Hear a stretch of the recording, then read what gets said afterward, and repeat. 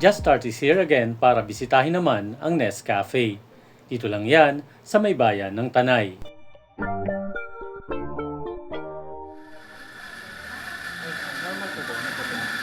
Isa po akong isang simpleng tao na nangarap.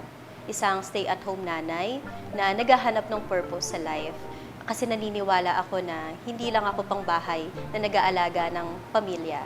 Dahil isa din po akong HRM grad, alam ko na may kaya pa akong gawin. Nag-OJT ako sa US kung saan po naranasan ko yung totoong trabaho. Noong una, question ko yung decision ko kung bakit ako naroon. Pero kalaunan po ay minahal ko siya dahil iba po yung satisfaction na nabibigay nito sa akin. Doon ko sinabi sa sarili ko na someday gusto ko rin magkaroon ng restaurant. Naku, alam niyo po ba ay napakaraming challenges sa pag-start ng isang restaurant. Una po ay sa capitalization. Alam naman po natin na napakahirap and napakalaking halaga po yung kailangan para makapagpatayo ng isang restaurant. Sa totoo lang po, hindi po ako natakot. Mahilig kasi talaga ako mag-take ng risk at from the start, nagtiwala po kami kay Lord. May mga panahon na mahina yung sales at parang alanganin pang ituloy yung negosyo, pero pinili ko lang po maging positive at magpatuloy. Sabi ko nga, basta gusto mo yung ginagawa mo at ginagawa mo yung best mo, kaya mo lagpasan kahit anong challenges ang dumating sa negosyo mo. Una pong nagtiwala sa akin ay ang husband ko. So siya po yung nag-provide sa akin ng money para sa capital. Ipinagkatiwala niya po sa akin yung hard-earned money niya from work dahil naniniwala po siya sa vision ko. Yung sister ko na tumulong sa akin mag-design ng menu sa coffee dahil yung husband ko at yung sister ko ay mahilig sa coffee. So nagtulong-tulong po kaming mag-formulate ng perfect coffee. At pangatlo po ay ang aking parents dahil pinagkatiwala po nila sa akin na ipagamit yung bakanting lote nila na ginawa naming unang maliit na coffee shop. Nang kalaunan po ay pinagkatiwala rin po nila itong bakanting lote na to na kung saan ay tinayo po yung pangalawang tahanan ng Nest Cafe. Ito pong mas malaking building na to. Dahil isa po akong stay-at-home nanay, may mga araw po na nakakapagod. Kasi pinagsasabay ko po yung pagmamanage dito sa negosyo at sa pag-aalaga po ng mga anak ko. Sa ngayon po, meron po kaming 18-19 staff na minamanage at the same time po yung daily operations. Ang Nest Cafe po ay kilala sa comfort food, coffee at desserts na pang-family at pang-barkada.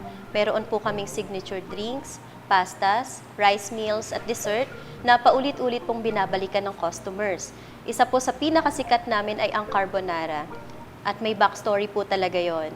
Naalala ko po dati, New Year noong pinagluto po ako ng tatay ko ng spaghetti.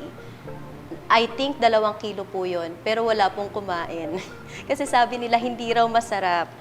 So, doon ko po sinabi sa sarili ko na hindi na ako magluluto ng hindi masarap. Kaya now, I am proud to say po na yung carbonara namin ay libo-libo na po ang nakakain. Hands-on po kami sa pagmamanage ng business. Hindi man po kami kasama sa daily operations, pero involved po kami sa staff, coordination, inventory, hanggang sa pakikinig po ng customer feedback. Malinis na place, maayos na serbisyo, masarap at consistent na lasa ng pagkain, at welcoming na atmosphere. Gusto ko po maramdaman ng mga customer namin na parang nasa bahay lang sila, komportable at valued sila. Pinakamahalaga po sa marketing is yung consistent quality po ng food.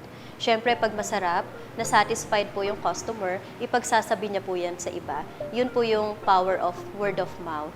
Pangalawa po is social media awareness. So, nandyan po kami sa social media. Makikita niyo po kami sa Facebook, sa Instagram, and also, mayroon po kami mga promos, events, at pakikipag-ugnayan po sa community. Naniniwala po kasi ako na kapag maganda at satisfied po ang experience ng customer, babalik at babalik sila, magdadala pa po sila ng mga kasama. Pangarap ko po na mas lumago pa ang Nest Cafe. Maraming branches, maraming empleyado, maraming pamilya ang makikinabang. At sa ngayon po, nakabili po kami ng bagong lupa kung saan balak po namin gawing Airbnb or mini resort kung saan pwede pong dausan ng mga events and simple gatherings. By that time na kinasal na kami, nakita ko na talaga yung eagerness niya sa pagnenegosyo. So, coming from my background, mother and father ko, government employees. So, wala akong background sa business. So, siya, family nila, meron silang family business, which is yung mass manufacturing ng mga shorts. So, yun yung nakita kong kinalakihan niya. Opposite ng kinalakihan ko. Diba? So, sabi nga, kung ano yung pinakain sa'yo, yun yung magiging way of life mo eh. Marami siyang sinusubukan, actually. Nagsimula yan ng gumagawa lang ng mga chocolate balls, tapos binebenta ng mga kapatid niya sa schools.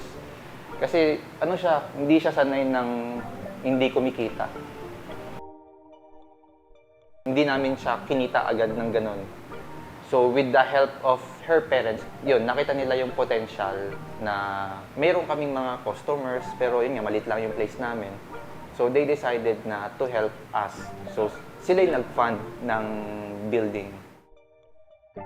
Actually, dun sa soft opening pa lang ng maliit na cafe, nung time na yun, as in, nagulat kami. Kasi hindi namin in-expect na ganun tatanggapin ng mga taga-Tanay, ng mga tao. Ako yung HR. So, pasahod, schedule, ako lahat nag-create. And also, kapag naman pupunta ako ng office, doon ko naman isasabay yung pagpo-procure ng mga stocks namin, inventory. So, I thank God kasi nag-jive yung schedules ko with my work and with my responsibilities sa wife and the kids. Pinakamahirap maghawak ng tao. Kaya masabi ko, hindi madali magpatakbo ng business. Plus, with the compliance. Kasi we're compliant with the government eh.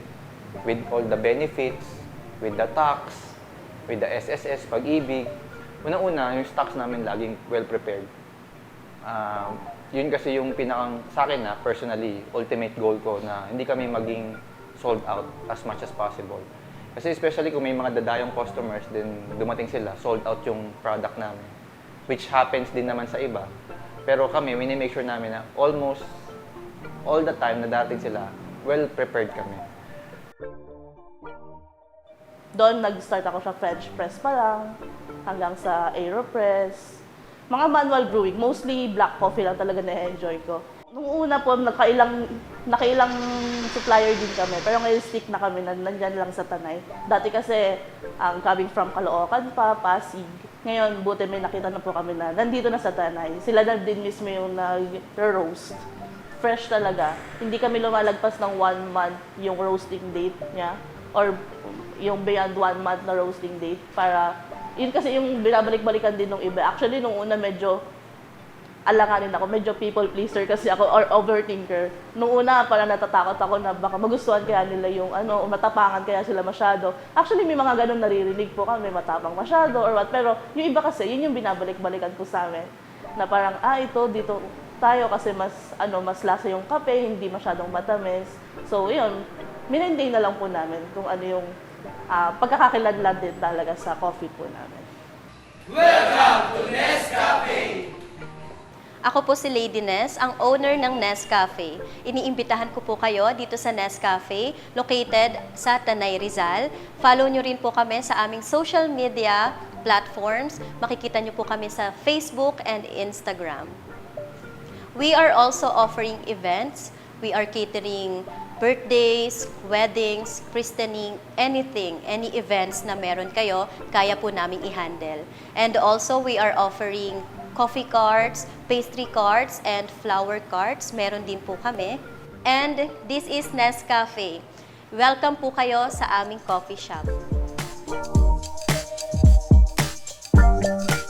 Thank you for watching dito lang sa Just Start.